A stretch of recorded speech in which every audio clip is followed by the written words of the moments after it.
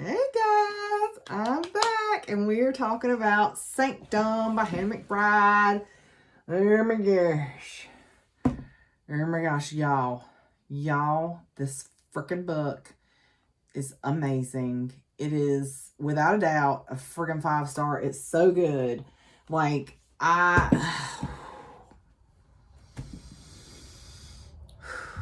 it's so good. Oh my gosh. Like, literally every single emotion.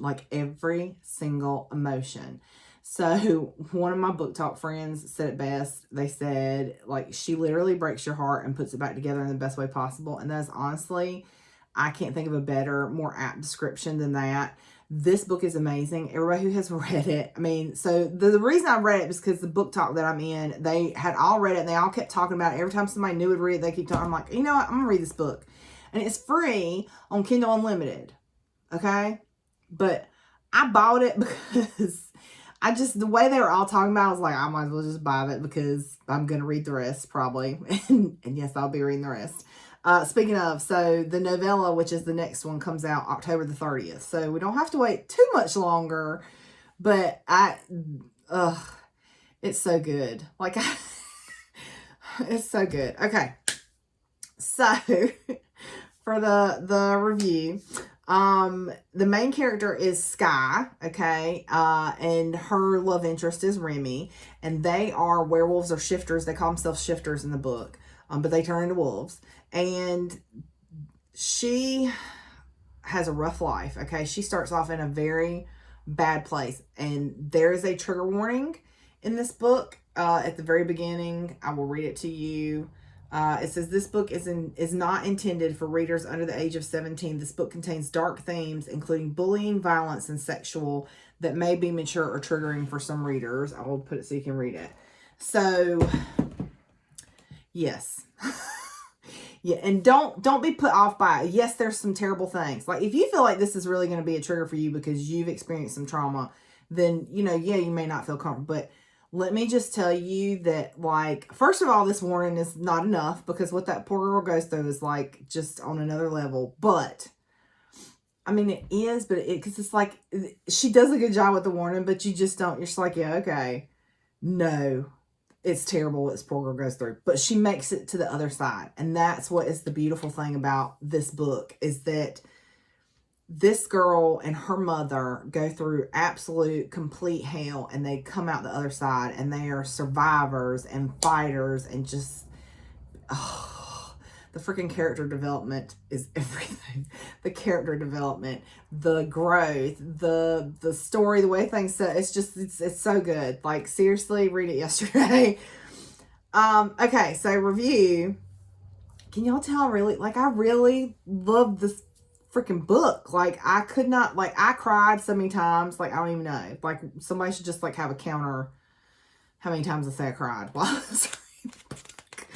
So, Sky is 17 years old. She is a member of the Long Mesa Pack in New Mexico. Her grandfather was the Pack Alpha, and her mom was supposed to marry some other Pack Alpha and cement an alliance, but she shows up pregnant with Sky, and it's like bad news bears. Okay, so she's in a very bad situation because of what her mom did, right? Her mom and her are just treated terribly, and it gets to a breaking point, and her mother has to escape with her. So they escape from New Mexico to Washington, right? They're kind of given, Sky's given the chance to go to this private shifter boarding school in Montana. So she goes, makes new friends, like, gets in with a new pack, the Blackwater Pack in Washington. She meets a very special boy named Remy. But there are some shifters going missing, and there's some bad stuff going on at the school, like with a rival pack. And some of Sky's old bullies actually show up at her new school, and there's some fighting. She ends up in the hospital, and some of the bad folks get taken care of and some of them don't. So that's the short, the synopsis. I would just say Like, read it first. Like I said, it's free on Kindle Unlimited, and if you buy it, it's like $3.99. Like, oh God, read this book. Just read it. Okay, spoilers. This is the recap. Okay, and yeah.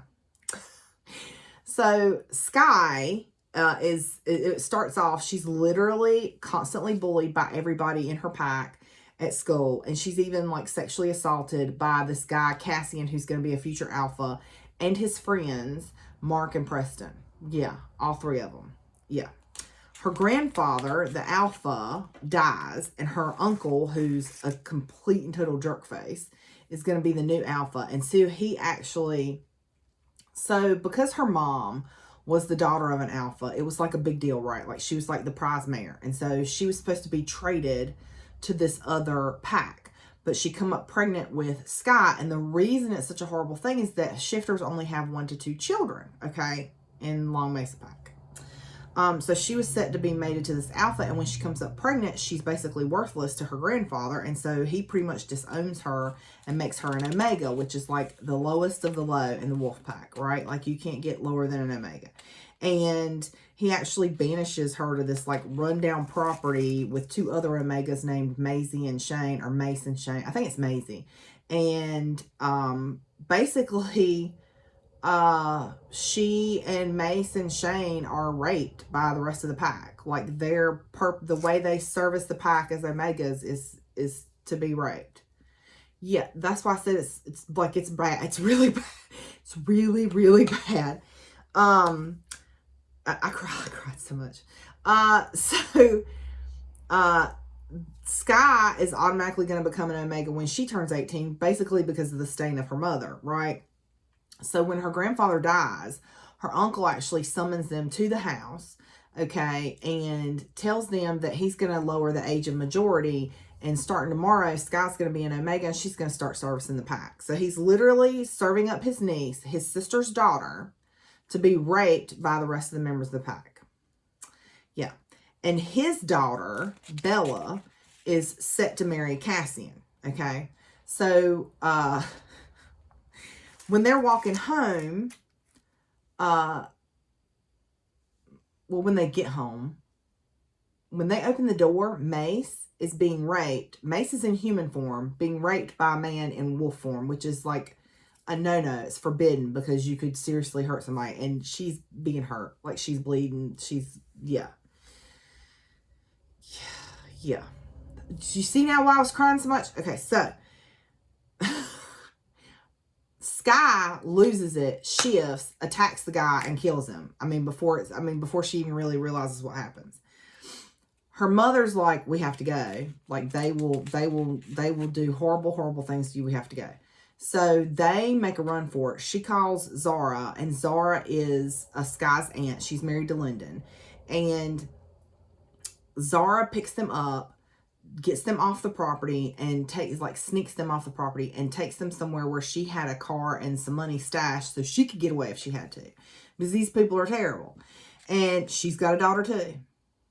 So they head for Washington State, where Zara's sister Zoe lives with her mate Michael, and she's a member of the Blackwater Pack. So her mom, like, on the way, they're like talking, and they kind of have some other daughter time, and she apologizes and says, I wish we would have left sooner, but, in the beginning we were under guard, and they told me that if I ever tried to leave, they would kill you. And so there's this just beautiful mother-daughter conversation and this moment, and they bond, and I'm crying again. Actually, I'm not crying, you're crying, because, oh my God, like, this book is so sweet. Okay. So they make it to Washington. They meet Zoe and her mate Michael, who takes them to meet the Blackwater Pack Alpha, which is Gabe, and his mate Mallory. So they take them in. They make them feel comfortable. They give them phones. They even clothes, like everything they need. And they even offer to send Sky to the private shifter school that they have in Montana. So much crying because they went through hell, and so then to have like this safe place where these people care about them, and it's just this beautiful thing. Okay, so when she gets off the plane or whatever. One of the teachers, Amanda, actually picks her up and, like, you know, is making conversation with her on the way to the campus and says, oh, you know, you're so pretty, the boys must line up. And Sky freaks out and has a panic attack, understandably so, because she's never known, right, appropriate or gentle touch from boys. It's always been being sexually assaulted, where they grab her and push her and are, you know, not the way they should be. And now I'm crying again. I cried so much. I said, I want to hold her and kill everyone with a penis in Long Mesa. That's what I wrote. Right there. And I did. I just wanted to hold this girl and be like, girl, I got you. We're going to kill them all. So anyway, Amanda gives her like an intro to the school and takes her to her dorm, and she meets her roommate Larkin.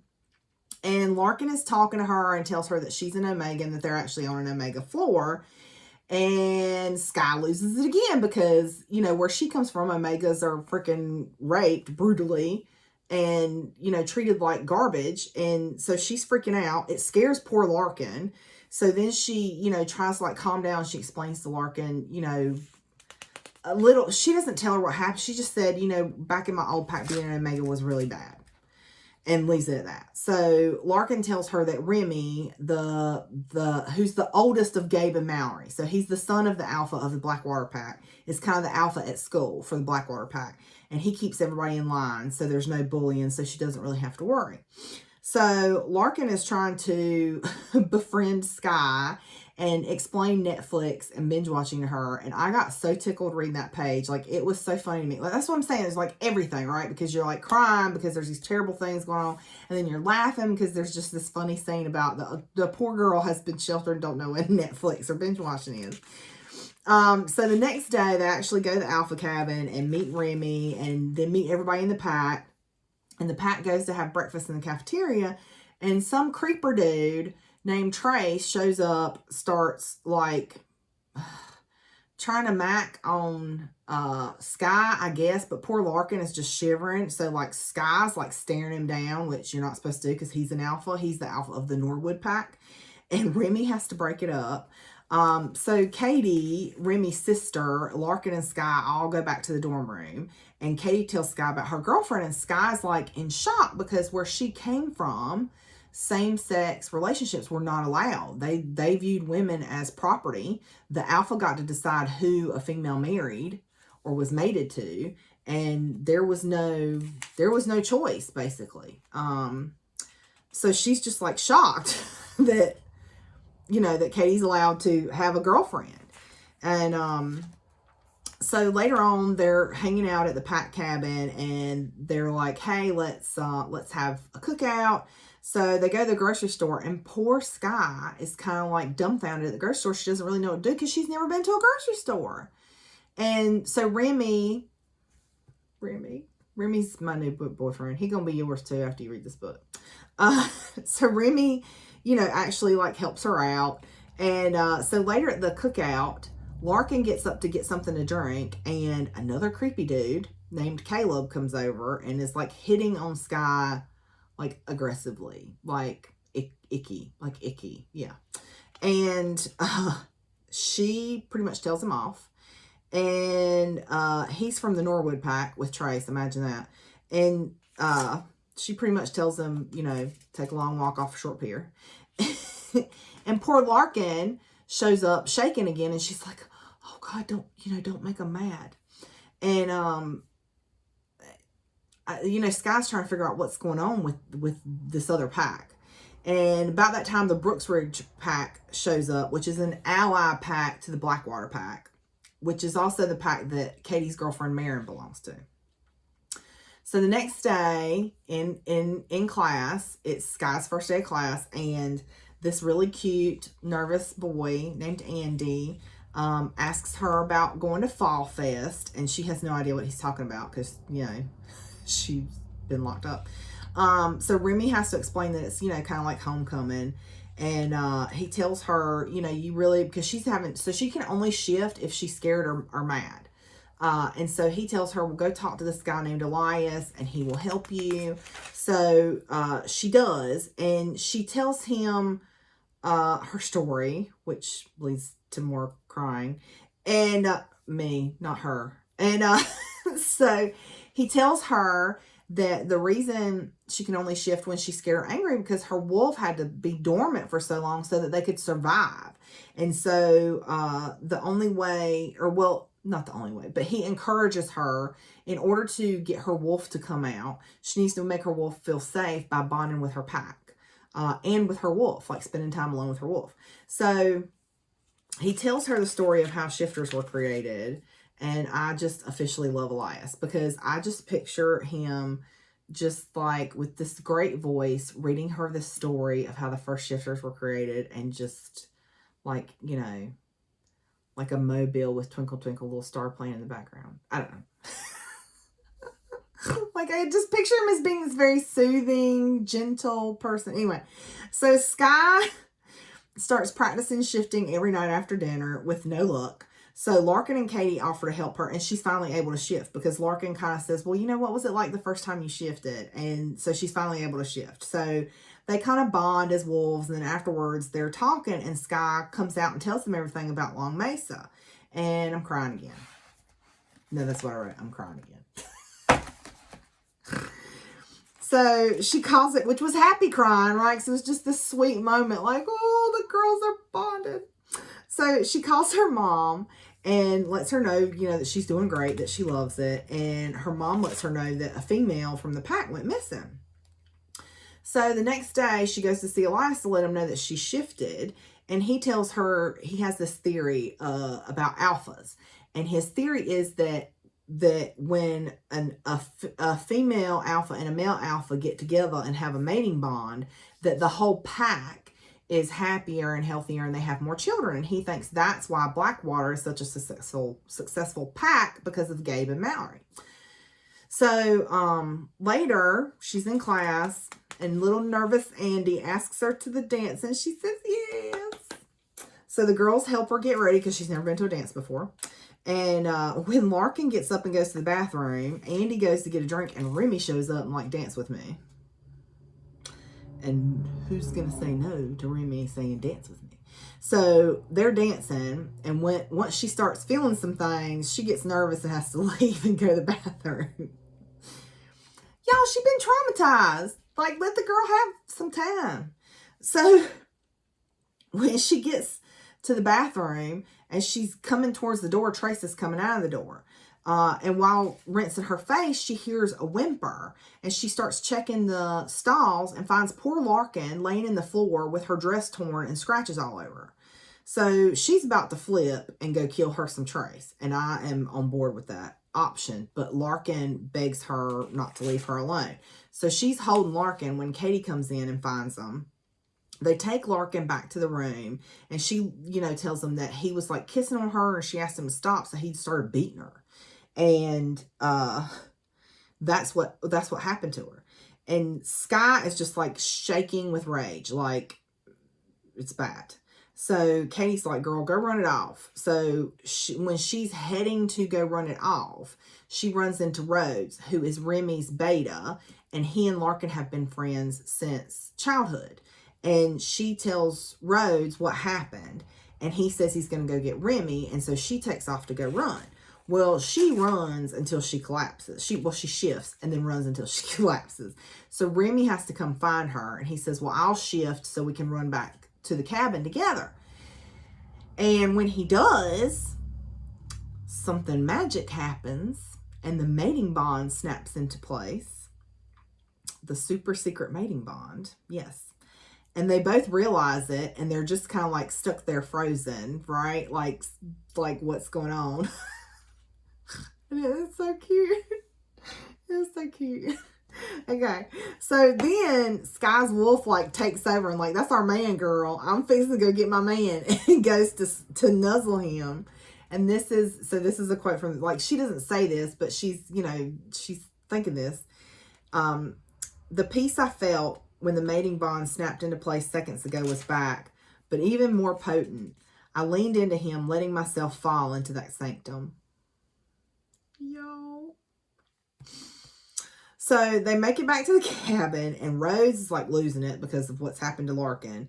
And Remy gets Larkin to tell him what happened. He wants to report it to the school, but Larkin begs him not to. So then he's like, well, I'm going to talk to Trace. Like, if you don't want me to report it, that's fine, but I'm going to talk to Trace. And she's like, please, no, don't do that either. And he's like, Larkin, you know, my job as Alpha is to protect you. So yes, I'm going to say something to Trace. So the girls get Larkin back to the room, and Larkin's like, Sky, why are you and Remy acting so weird? Like, why y'all being weird? What's going on? And Sky tells him about the bond, and she's kind of freaking out. And she's like, you know, I didn't sign up, like, I'm 17. I didn't sign up for a lifetime commitment to just be bonded to somebody else that I hardly know. And so Larkin tells her, well, you know, you could always break the bond. I have heard that cheating breaks the bond. And Sky is trying to figure out her feelings, and that's understandable. And Larkin and Katie convince her, like, just before you make any crazy decisions, why don't you go talk to Remy, because he might be feeling the same exact way you are. So she does. She goes to the cabin, and she talks to Remy, and he actually helps her, you know, feel better about the whole thing, and tells her, you know, it can be whatever you want it to be. Like, don't, you know, it doesn't have to be, you know, yes, we're young. It doesn't have to be a let's get married tomorrow thing. So they kiss. Yes, they do. And then immediately go to doing the horizontal mambo with their clothes on. Yeah. Mm-hmm. Yep. And Remy has to put it to a stop. Because he tells her, I mean, he doesn't know the whole thing, but he does know, I mean, I'm pretty sure it's obvious that she's been traumatized, right? And so he tells her, like, I don't want to rush things, and let's just take our time. And so he walks her back to her dorm. And, of course, Katie is waiting up with a tell us everything. So the next day at breakfast, Sierra, who is this girl that's in the Blackwater Pack but says she's leaving as soon as she graduates school, was trying to get with Remy. Remy wasn't having it. So she's like Queen Witch at school, right? And her and her friend Ainsley come up to the girls and call Larkin a slut. Like, oh, you were after Trace because Sierra's with Trace. Calls Larkin a slut and calls Katie a dyke, and Katie smacks her. Though Remy does have a point. Remy's like, Katie, you can't, just because she said something don't mean you can put your hands on them. And he's right. Remy's right. So he has to punish Katie because she struck another pack member. So she gets janitor duty for a week. So the next day at the cabin, Remy is teaching Sky how to cook eggs, and she overhears Remy on a conference call say there's 12 shifters missing. So she goes to kind of comfort him, and he asks her, like, to go to dinner for them to actually have a date. And because it's her first date, Katie and Larkin have to help her get ready, of course. So they go to the diner in town and have their date, and when they're done, they go somewhere quiet and talk. And she tells him some of what happened at Long Mesa. And he tells her, you know, he gets out of his side of the trunk and goes around to her side and just, like, holds her and is like, you know, I'm so sorry. And it's another one of my favorite sayings. But that moment, I felt something in my heart knit back together, a small stitch that reattached a discarded piece of my soul, something I thought lost, now reclaimed. Yo! I might cry reading the freaking quote. Okay. So, when she gets back after their date, they like see her, like, I don't know if you can see it, but they're starting up. Back in the room after the date, the girls decide to go for a run. And who do they run into but freaking Trace being a jerk face. And Larkin pipes up and tells him to leave him alone. So he does, he leaves. The next week is their pack run. It's the run where all the pack members go together, and it's just like for the wolves to bond, basically. So they have a meeting beforehand to let everybody know that they're bonded so that nobody gets eaten by Remy for talking to his girl. Sierra gets ticked and leaves, and Ainsley stays. After the pack run, Larkin stays with Remy. And not Larkin. Why did I say Larkin? Y'all, that would have been gross. Weird. After the pack run, Sky stays with Remy and wakes up to cuddling. Rhodes interrupts because it has snowed, and he knows that Sky has never seen the snow, and she was really excited about seeing the snow. So anyway, the whole pack decides to have like a snow day, and they're outside playing in the snow and stuff. And Sky tells Remy they can communicate telepathically because they're mated or bonded or whatever. Anyway, she tells him, go on ahead, we'll catch up. So they do. They go on ahead. Well, when the girls go to catch up, Trace comes running out of the woods and steamrolls Katie and breaks her freaking leg. Sky goes to defend Katie. Her and Trace start fighting. Trace is winning because he's a dude. And Remy shows up and starts kicking his furry butt. Then the teachers show up and break up the fight before Trace could die. Yeah, I know. So the teachers show up and they get Katie to the infirmary. Sky's hurt too, but Rhodes and Larkin take her back to the cabin and get her cleaned up. Remy comes in, later on and actually helps her. And the next day, Elias sends Amanda to get Remy and Sky because he wants to talk to them about their bond, because they're the youngest couple to ever have a bond like that. I think they said the youngest before them was 22. So Elias tells them that females actually used to be the alphas way back when, and basically kind of hints that Sky is an alpha. Remy drives them home for Thanksgiving break. It's Remy, Rhodes, Larkin, Katie, and Sky all in the car together. And when they get to Blackwater, they all have dinner together, including Sky's mom. One of Remy's brothers, they're twins, by the way, and get into all kinds of shenanigans. You ain't got to tell, you can just tell, right? The boys are up to shin, right? Lets it slip at dinner that they're bonded, and her mama flips, understandably, because this is her 17-year-old daughter. So she goes running out of the house. Sky goes running out of the house behind her mama. They're talking. They hug it out. More crying. When a car pulls up and Zara crawls out of the car. Zara from New Mexico that helped them escape. Yes, that's Zara. Bella is in the car and goes into hysterics when Gabe tries to help her out of the car. So Sky has to run off Gabe and Remy and get Bella out of the car herself and into the house. Zara tells them, she's downstairs listening to Zara tell them what happened. So Zara tells them that Lyndon, Addie is Sky's mom. Lyndon is her brother. He's now the alpha after her grandfather died. Okay. Zara tells them that Lyndon beat her for helping them escape. And then she goes to check on Bella. Sky goes to check on Bella, and Bella tells her that Lyndon basically gave her to Cassian.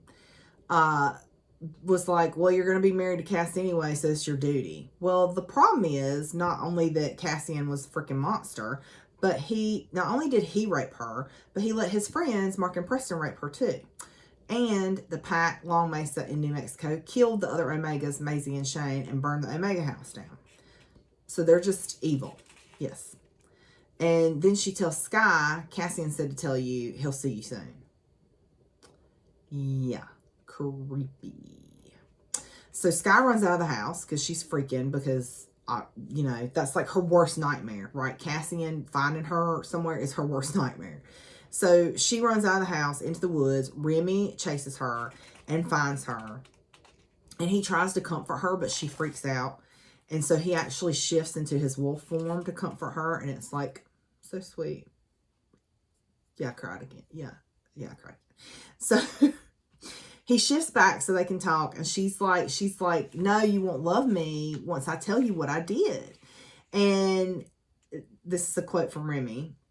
He says, there isn't a thing you could ever say to make me turn my back on you ever. It's you and me now. So she tells them that she killed somebody in her old pack, which is a big deal, it's a forbidden thing. And Remy's like, you were defending another pack member. It's not like you murdered somebody in cold blood. And he tells her that he loves her, and she says it back. And here's another quote from Remy. Tell me everything. Tell me nothing. It doesn't change how much I love you. So Sky isn't ready to go back to the house because who would be? So he takes her to the guest cabin, and she finally like tells him everything about Long Mesa and what they were going to do to her. And they kind of, you know, have bonding time or whatever. And then she, you know, she's bonding with her mom, and they go back to school. They drive back to school, and back at school, Rhodes wants some boy time. So he and Remy head to the grocery store. Well, the girls head for the office at school because Larkin needs to pick up an assignment. And on the way, they run into Ainsley, and Ainsley's like, look, just so you know, I overheard Sierra talking to Trace, and they're planning something against you and Remy. So they're like, thanks for letting us know. And they head on to the office, and who's in the office but flipping Trace? Yeah. And Trace tells her, oh, I'm just here giving somebody a tour. Caleb, the other creepy dude from the same pack, Caleb's cousin is visiting, and I'm giving him a tour. And who do you think comes walking out of the freaking office but Cassian? Yeah. So obviously she starts to kind of freak, and that's understandable, right? But he starts in on her, and so she gives it right back to him. And I'm like, good for you, girl. Yes. And the twins, Larkin's friends, show up, and then the rest of the pack shows up, and they escort the girls back to the cabin. And when they get back to the cabin, Remy and Rhodes are there. They tell Remy, you know, everything that's happened. And he apparently, while Sky's asleep, talks to his dad the next morning. He's like, you're going back to Blackwater because I need to keep you safe. She flips and runs out the door. Rhodes goes out the door after her. And he actually like talks to her, and they kind of bond, and it's really cool because they have this wonderful conversation and these moments between each other. And he kind of tells her, you know, he has to keep you safe and look after the pack, and he kind of can't do both with everything that's coming at him right now. So, you know, if you being in Blackwater takes one thing off the table to make it easier for him to be the alpha, you know, is that so bad? And so she's like, no, you know, you're right. And he actually tells her that he's in love with Larkin.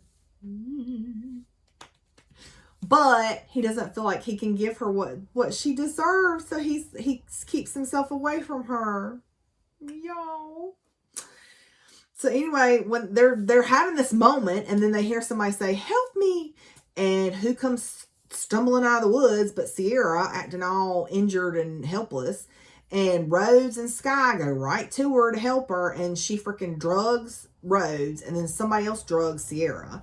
She wakes up to Cassian's face. Yeah. And he's telling her that they set up Remy, that he'll have to choose between saving Rhodes or saving her. But really, Rhodes is passed out in the snow somewhere. And he tells her Sierra was more than happy to help her mate, but that Trace has set her up too. So I don't know what they're going to do to Sierra, but it ain't going to be good. I can guarantee that. He tells her that Lyndon has been working with the Norwood Pack this whole entire time to kidnap female shifters and take them to some facility that's supposed to be working on fixing the fertility problems in the pack.